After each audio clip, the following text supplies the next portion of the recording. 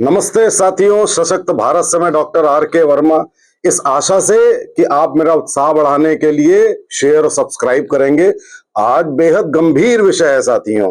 बंगाल हो गया बांग्लादेश, पश्चिम बंगाल हो गया बांग्लादेश।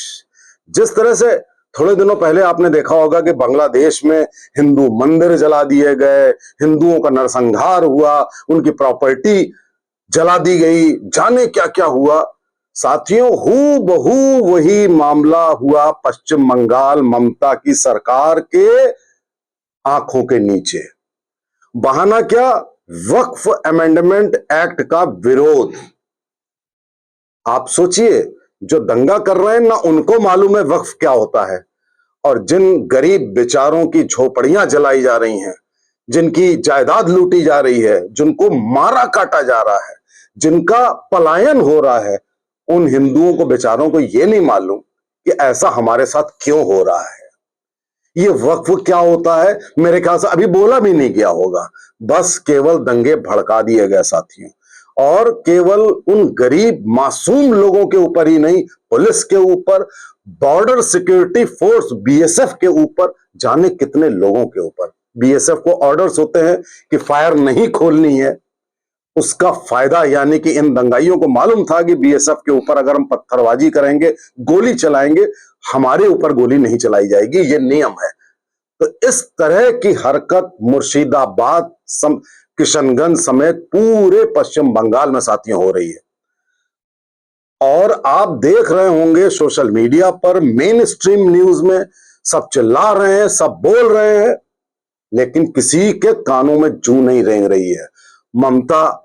ममता जी बोल रही है कि कुछ नहीं कुछ नहीं, वो उसको डाउन प्ले कर रही हैं, उनके मंत्री डाउन प्ले कर रहे हैं। मुर्शिदाबाद का जो एमपी है वो क्रिकेटर यूसुफ पठान आपको कहीं दिखा नहीं होगा। क्यों? क्योंकि ऐसे समय में ये सिर्फ अपने धर्म वालों के साथ होते हैं। धर्म नहीं, धर्म कहना गलत है, इनका मत पंथ वालों के साथ होते हैं।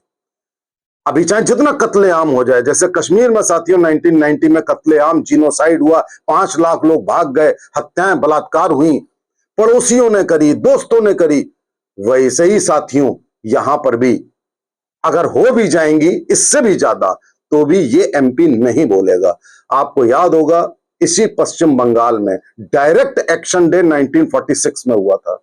47 में लाखों हिंदू मारे गए थे, और आज अकारण, कोई डिवीजन नहीं हुआ है, कोई बात नहीं हुई है, लेकिन अकारण मारे जा रहे हैं। अब साथियों आप सोचेंगे, आप में से बहुत सारे लोग जब ये बातें मैं कहता हूं तो कहते हैं आपकी केंद्र सरकार क्या कर रही है।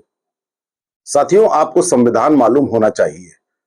संविधान में यह स्पष्ट है कि कानून व्यवस्था स्टेट सब्जेक्ट है, राज्य का मामला है। संविधान के अंदर 3 लिस्ट होती हैं, लिस्ट 1, लिस्ट 2, लिस्ट 3। लिस्ट 1 होती है जो केंद्र का अधिकार होता है, लिस्ट 2 होती है तो राज्यों के अधिकार होते हैं, लिस्ट 3 होती है जो राज्य और केंद्र के बराबर बराबर अधिकार वाले होते हैं, यानी दोनों लोगों का से होता है। लॉ एंड ऑर्डर, कानून व्यवस्था विशुद्ध रूप से राज्य सरकार का मामला होता है। संविधान मना करता है कि आप हस्तक्षेप नहीं करेंगे जब तक राज्य कुछ नहीं कहेगा। अब आप देखिए कि उसमें आपके हाई कोर्ट ने कहा कि इसमें केंद्रीय बल तैनात किए जाएं। केंद्र सरकार का फर्ज है कि हम सीआरपीएफ भेजेंगे, बीएसएफ तो पहले से होती है, सीआरपीएफ की टुकड़ी भेज दी गई, वहां पे सब लगी हुई हैं, वो कंट्रोल करने में लगे हुए हैं, लेकिन दंगाई तो जगह जगह गांव गांव में घुसे हुए हैं। आप हर घर में आप सीआरपीएफ तैनात नहीं कर सकते, तो वो भी कुछ नहीं हो रहा है। उसके बाद लोग कहते हैं कि केंद्र सरकार को राष्ट्रपति शासन लगा देना चाहिए। अब साथियों एक बात बताइए कि राष्ट्रपति शासन हमारी सरकार अमूमन लगाती नहीं है, और अगर लगा देगी तो सबसे पहले तो मामला तुरंत चला जाएगा सुप्रीम कोर्ट में, और सुप्रीम कोर्ट कहेगा तुरंत कि भाई वहां पे हो रहे थे, राज्य सरकार काम कर रही थी, आपने करने नहीं दिया, आपने सरकार बर्खास्त कर दी, गलत है। तब आप क्या करेंगे बताइए? अगर सर्वोच्च न्यायालय ने कह दिया कि राष्ट्रपति शासन आपने गलत लगाया, उनको कंट्रोल करने देते, तब आप क्या कहेंगे? आप इन बारीकियों को समझते नहीं है, और आप में से बहुत सारे लोग ये बात कह देते हैं। उसके बाद मान लीजिए सुप्रीम कोर्ट भी नहीं कहता है, उसके बाद बंगाल की जनता क्या करेगी? बंगाल की जनता उसके बाद भी इन्हीं ममता को वोट देगी। मैं ये नहीं कह रहा हूं कि वो उनको वोट देगी तो इसलिए वहां कुछ भी हो रहा है तो हमें दखल करने का अधिकार नहीं है। मैं ये नहीं कह रहा हूं, लेकिन यही जनता उसके बाद ममता को वोट देती है, इन्हीं दंगाइयों को वोट देती है, उनके पक्ष में वोट देती है। तो साथियों, मुझे लगता है कि ये दलील बिल्कुल खोखली है कि आप केंद्र सरकार कुछ नहीं कर रहा है। अब साथियों, सॉल्यूशन क्या है? हमें क्या करना चाहिए? जनता को क्या करना चाहिए? केंद्र सरकार को क्या करना चाहिए? देखिए साथियों, सबसे पहले तो संविधान में संशोधन होना चाहिए।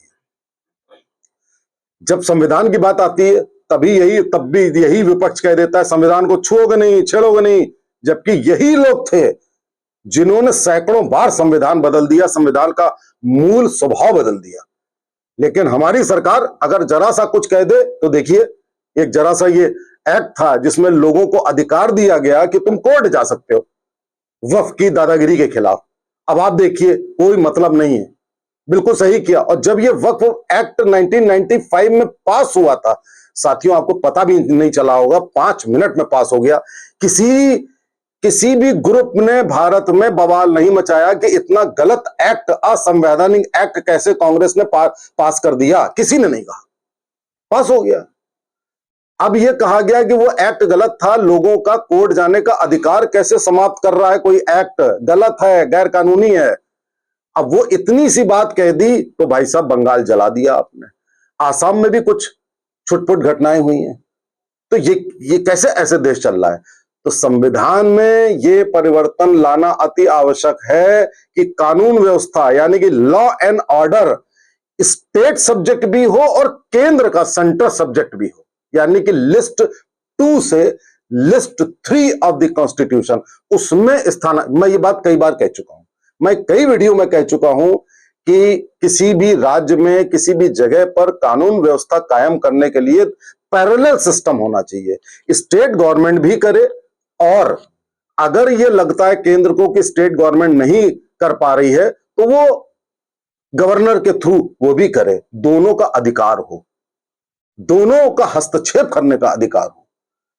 और साथियों, जब अगर ऐसा होगा तो स्थितियां बिल्कुल डिफरेंट होंगी। और इसमें कोई बहुत मुश्किल की बात नहीं है। क्यों नहीं होना चाहिए केंद्र का? क्या मतलब अगर राज्य में कोई सरकार बन गई तो केंद्र का कोई मतलब ही नहीं होना चाहिए? संविधान ऐसा कैसे कह सकता है?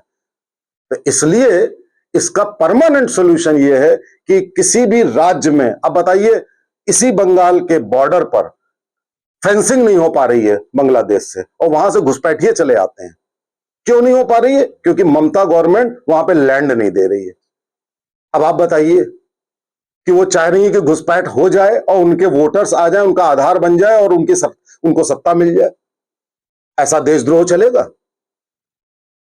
तो फिर अगर आप संविधान के जरिए केंद्र और जो राज्य सरकार दोनों को बराबर का अधिकार देंगे तभी तो केंद्र सरकार कुछ कर पाएगी, वरना कैसे काम चलेगा? तो ये हमको एक लास्टिंग सॉल्यूशन संविधान के जरिए ही मिल सकता है। तभी आपका सुप्रीम कोर्ट भी कहेगा कि हाँ, केंद्र का भी अधिकार है। तब तो वो कह देगा केंद्र से भी कि आप भी वहां पर करिए। तो साथियों, ये इस तरीके की जो घटनाएं हो रही हैं, ये वर्तमान में इस देश के ऊपर एक कलंक है। इसको दूर करने के लिए सत्ता परिवर्तन होना, बंगाल को रीऑर्गेनाइज करना, बांग्लादेश के मुद्दे को सही करना, वो सब तो है ही।